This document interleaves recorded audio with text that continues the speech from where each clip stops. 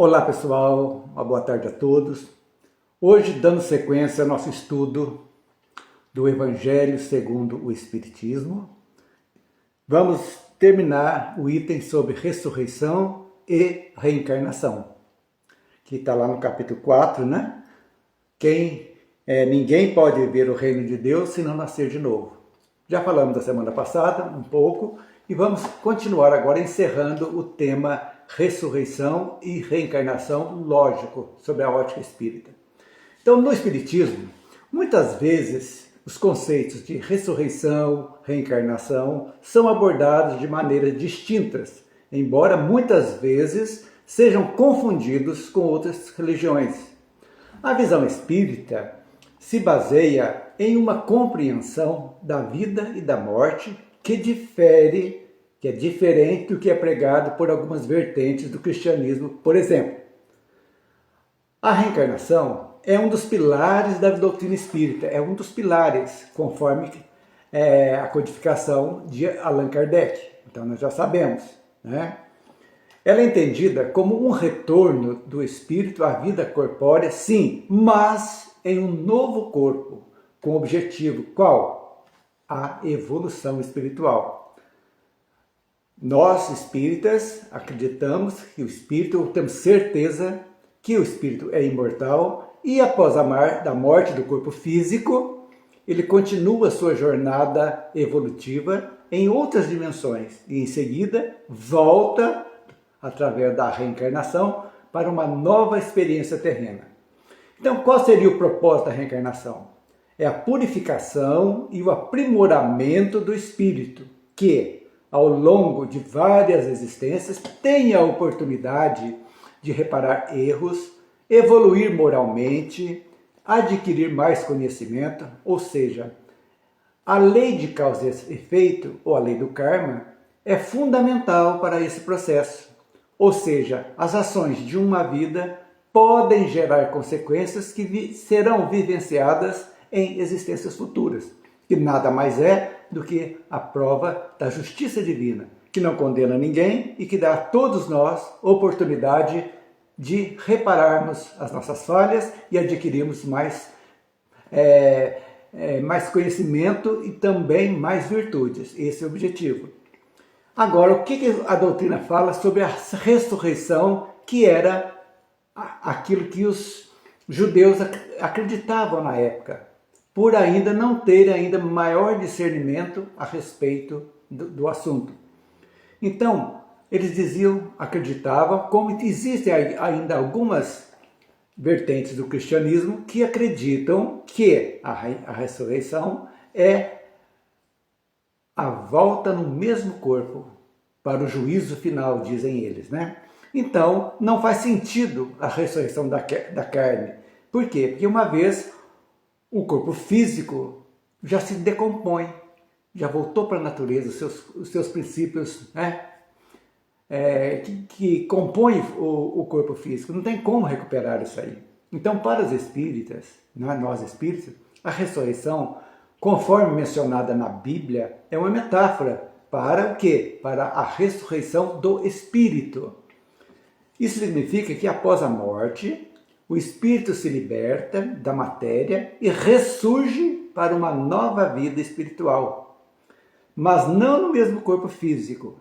Um dos exemplos mais citados é de Jesus Cristo, né?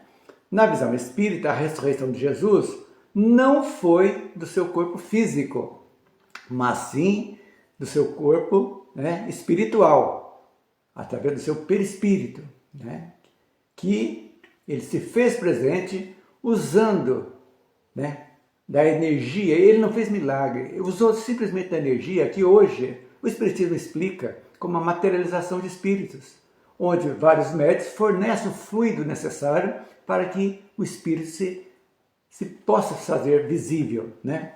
Então, as principais diferenças: ressurreição da carne, veja bem, não há como o corpo físico voltar à vida, ele está destruído, já foi decomposto. Reencarnação: o espírito retorna à vida, mas num novo corpo físico, buscando a evolução. E mais detalhando a ressurreição de Jesus, É o que eu disse há pouco, não foi um milagre que desafiou as leis da natureza, mas sim a manifestação de um espírito muito evoluído que demonstrou sua vitória sobre a morte do corpo. Os fatos narrados nos evangelhos, tais como as aparições de Jesus aos seus discípulos após a crucificação, eram aparições em seu corpo espiritual, que se podia fazer se tornar visível e tangível em certas ocasiões. Assim sendo, a ressurreição, nesta visão, perde o caráter de um evento físico exclusivo e ganha um significado profundamente moral e espiritual. Ela simboliza a vitória da vida sobre a morte, do bem sobre o mal, e serve como um guia para a humanidade, mostrando que o destino de todos os seres é a vida eterna do Espírito. Então, Jesus, manipulando os fluidos, ele conseguiu se fazer visível e tangível, dada a sua superioridade espiritual. Então, ele não derrogou nenhuma lei da natureza, ele simplesmente manipulou com a sua energia, com a sua capacidade, com a sua evolução, se fez visível e tangível. É isso aí. Então, para resumir, o que nós espíritas, de acordo com os evangelhos, propomos? Que a vida é um ciclo contínuo de aprendizado e aprimoramento. Contínuo, onde o espírito imortal evolui através da reencarnação. A ressurreição, então, é vista como um despertar do espírito para a vida espiritual, e não como um retorno. Olha a sutileza, um despertar, né? Em suma, a doutrina espírita propõe que a vida é um ciclo contínuo, como disse há pouco, de aprendizado, aprimoramento, onde o espírito imortal evolui através da reencarnação. E a ressurreição é vista como um despertar do espírito para a vida espiritual e não como um retorno, como dissemos há pouco. Então, recordando mais alguma coisa que nós vimos nessa primeira parte do capítulo 4, que a reencarnação era um conceito presente no judaísmo da época. Como que era esse conceito? Como ressurreição. Eles já acreditavam na pluralidade das existências, era conhecido de muitos judeus, exceto os saduceus, que, não, como já vimos, não acreditavam na reencarnação e nem na reencarnação, né? Nem na ressurreição, desculpe. E chegamos à conclusão, então, podemos concluir que há a impossibilidade da ressurreição da carne, como dissemos há pouco. O corpo material, uma vez desorganizado, não pode e não tem condições de voltar à vida. O nascer de novo, então, aprendemos agora que é a reencarnação. Quando a afirmação de Jesus a Nicodemos é interpretada como a referência à necessidade de múltiplas existências para o progresso espiritual e a compreensão do reino de Deus. E olha a maravilha que, gente, sempre recordando, a doutrina espírita, ela tem um tripé que dá de sustentação, que é razão, lógica e bom senso. Então, como nós podemos avaliar isso? A justiça divina. A justiça divina é fantástica, mostra para nós que nós não estamos condenados ao sofrimento eterno pelos nossos erros, jamais. A reencarnação nada mais é do que a justiça e a bondade de Deus sendo explicitada para nós. É o princípio fundamental. Para quê? Para explicar as desigualdades e as provações da vida, oferecendo a todos a chance de evolução. Ela fortalece os laços familiares, ao contrário do que se possa pensar. A reencarnação não destrói os laços familiares, mas fortalece, reunindo sempre os espíritos afins em diferentes épocas. O amor é indestrutível. Então nós estamos sempre nos agrupando, quando voltamos, entre os nossos afins. Ora como filho, ora como pai, ora como irmão, ora como tio, ora como um amigo. Não importa. O grupo sempre não se desfaz, só se aprimora. Então é isso que a gente mostra para vocês, a importância da reencarnação e a importância da nossa atual encarnação. Vejam bem, a oportunidade que nós estamos tendo para a nossa evolução. Isso é muito importante, não podemos, um segundo sequer, nós duvidarmos ou fracassarmos. Não, o momento é agora da nossa parada para pé no freio. Vamos analisar nossa vida. O que estamos fazendo? Está tudo ok? Estamos agindo plenamente, observando as leis divinas? E onde estão as leis divinas? Dentro de cada um de nós, da nossa consciência.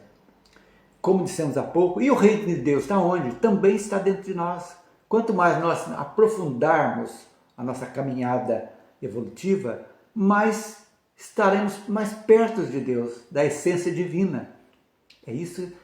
Veja bem, nós passamos a vida inteira mergulhados na matéria aqui, na presente encarnação, usando de tudo que a vida material nos dá, esquecendo da essência, que o fundamental da reencarnação não é só gozar o que a matéria nos dá, mas simplesmente corrigir nossas falhas, quitar nossos débitos passados e também evoluirmos.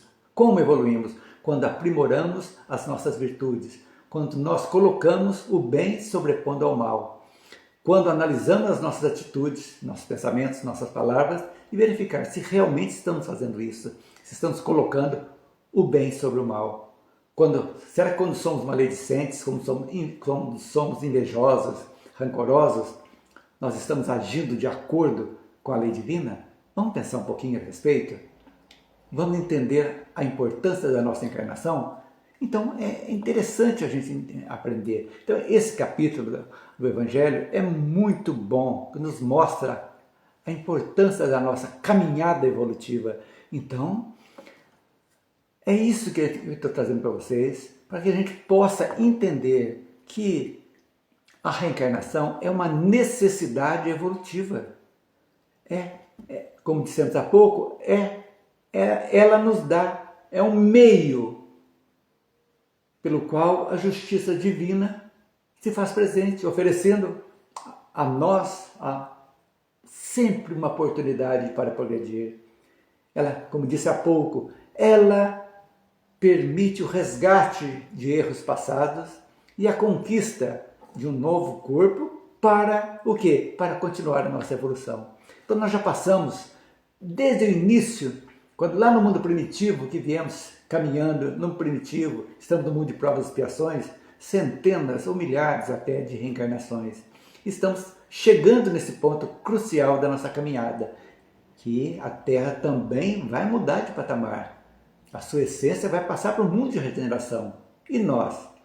Vamos gozar o mundo de regeneração, melhorando-nos? Ou vamos para outros mundos ainda de provas e expiações, mais duras às vezes, para aprendermos a amar, a sermos fraternos, a dominar as nossas más inclinações? É isso aí. Depende de quem? De cada um de nós.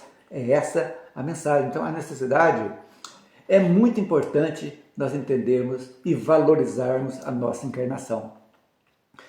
Veja bem, já pensou? Vamos analisar uma coisinha fácil agora para vocês compreenderem um pouquinho. Vertentes do cristianismo diz que as almas são criadas no momento da concepção. Vamos analisar. Vamos voltar nos atributos de Deus. Deus é bom, justo. Um dos atributos dele, justiça e bondade. Se o espírito é criado na hora da concepção, por que as diferenças? Porque uns nascem saudáveis, outros não. Uns com deformidades físicas, mentais, morais. Outros em raças ainda bem baixinhas ainda. E aí? Que Deus seria esse? Pensem nisso, não vou responder, vocês pensem. Aí vocês encaixam a reencarnação e vão entender a necessidade. Talvez aquele povo que estão brigando, um exemplo, judeus e árabes. Numa encarnação eles se invertem.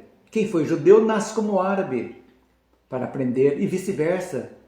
E vão fazendo. Aqueles que conseguem entender essa dinâmica começam então a se melhorarem, a exercitarem mais o amor. É isso. E aqueles que feito isso muitas e muitas vezes, não conseguiram, não tem lugar neles na terra, na nova terra. Não existe mais lugar para eles.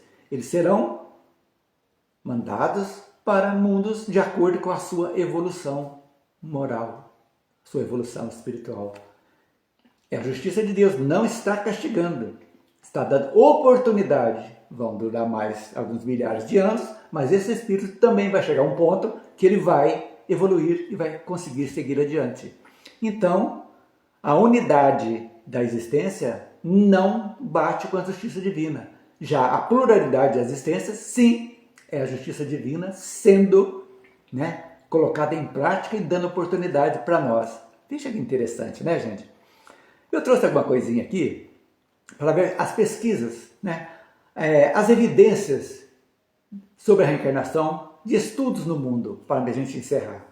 Por exemplo, tem um pesquisador americano da Universidade da Geórgia chamado Ian Stevenson, e ele documentou muitos casos de crianças, desde a idade, tenra idade, relatam memórias detalhadas de vidas passadas, incluindo nomes, lugares, eventos, pessoas que desconheciam.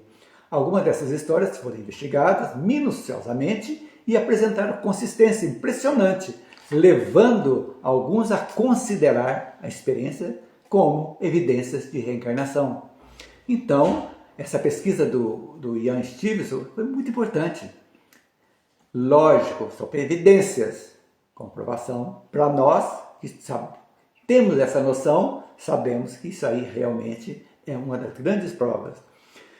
Também, lembranças de vidas passadas sem uma explicação. Muitas pessoas relatam lembranças bem vívidas de vidas anteriores, que não podem ser explicadas nem por sonhos, imaginação ou informações. Esses relatos escondem detalhes específicos também de eventos locais de pessoas que não teriam como conhecer de outra forma. Veja bem.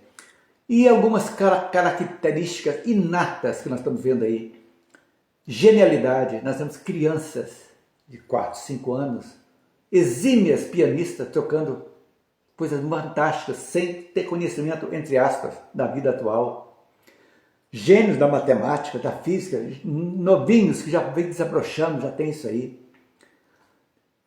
Essa genialidade são características inatas que comprovam que já vem de trás. Porque se Deus estivesse privilegiando essas pessoas, não seria Deus. Porque onde existem privilégios, não existem, veja bem, existindo privilégios, não existe justiça. E Deus é justo e bom. Outras coisas, alguns sinais congênitos, algumas marcas que as crianças nascem, são marcas reencarnatórias, que nascem de nascença. E qualidades, ou seja, índoles, boas ou más, que desde criancinha já começam a desabrochar como se fosse algo de vidas passadas. Podem ter evidências estudadas por investigação experimental, tais como psicanálise muito profunda, que faz o retorno, casos de obsessão também. Se existe obsessão, é que existe uma inimizade de algo do passado, que o espírito obsessor está querendo se vingar daquele que foi seu inimigo numa vida passada. É um caso. A hipnose, que leva à terapia de vidas passadas. Isso aí a psicanálise estão fazendo isso muito para curar traumas das pessoas. Muito interessante. A pessoa sobre a ação de drogas, principalmente aquelas drogas psicodélicas que na época, o LSD, que faz as viagens, que a pessoa se encontrava em lugares diferentes, com pessoas diferentes. É ação de droga. Experiências fora do corpo, que a pessoa vê pessoas, sai no sono, vai trabalhar. Experiências de quase morte, EQM, a pessoa quando passa um período numa cirurgia de quase morte, vai conversa com os seus antepassados e volta e conta essas histórias também que são explicadas pela ciência. Choques traumáticos. Algumas pessoas têm um choque, um acidente, bate, de repente começam a falar em línguas que não conheciam, línguas mortas às vezes. Acontece também. E temos os estágios, estágios pré-agônicos. A pessoa está quase desencarnando e começa a conversar com seus familiares que já desencarnaram, amigos, como se estivesse vendo eles ali numa boa. Então, comprova também a reencarnação.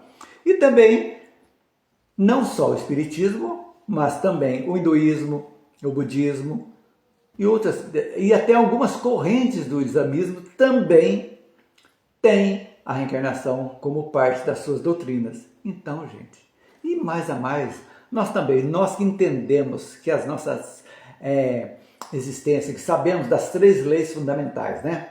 Livre-arbítrio, causa e efeito e reencarnação, sabemos que a vida é feita de ciclos, que uma reencarnação, uma atual existência, é um ciclo que teve um início e vai ter um final. Então, como que inicia esse ciclo? O nascimento na carne e a morte encerra esse ciclo. Ou seja, a lei de causa e efeito, compreendendo a lei do karma, como diz os hinduístas, né? Lei do karma, ou seja, causa e efeito. E que sugerem a continuidade, né, da vida, da consciência, que é o espírito, ou aprendizado, ao longo de várias encarnações.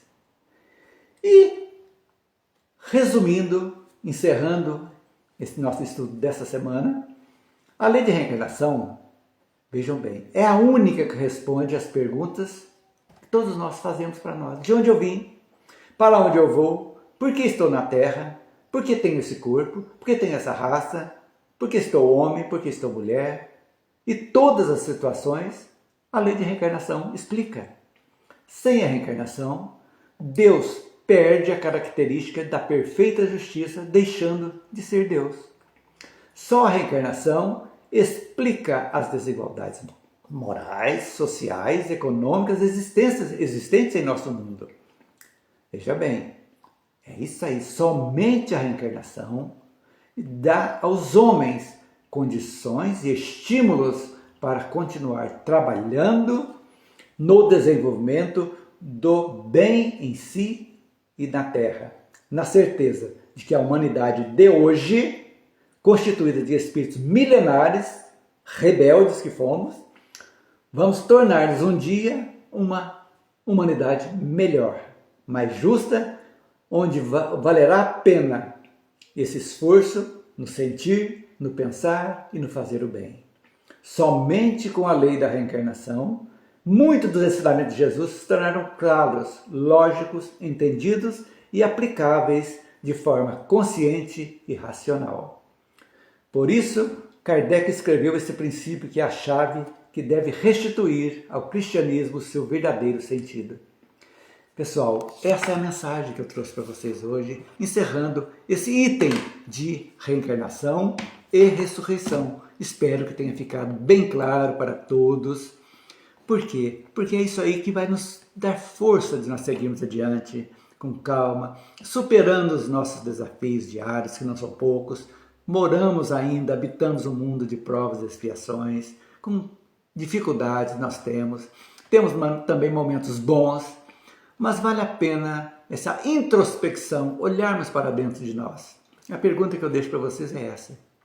Você está aproveitando a sua atual encarnação? Como está o seu íntimo? Você guarda rancor, guarda ódio, não perdoa, é intolerante?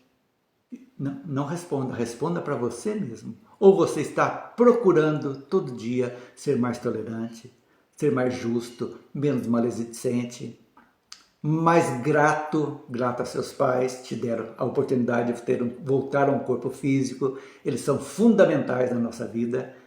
Quem não agradece e ama os pais, dificilmente consegue levar adiante o seu processo evolutivo. Vale a pena então a gente pensar desse jeito. Analisem, pensem, procurem ler. A doutrina espírita está aí, ela serve, é uma doutrina, não é uma religião formal. Ela serve para todas as pessoas. O Evangelho segundo o Espiritismo é fantástico, serve para todos. Por quê? Porque é só a parte moral dos ensinamentos de Jesus. Serve para todos nós, para a nossa evolução. Então essa mensagem que eu trouxe para vocês. Quero deixar um grande abraço para todos, com muito carinho, e que vocês sigam adiante com bastante tranquilidade, paz, harmonia, e sigam adiante. Força, coragem e fé, sobretudo. Um grande abraço a todos vocês.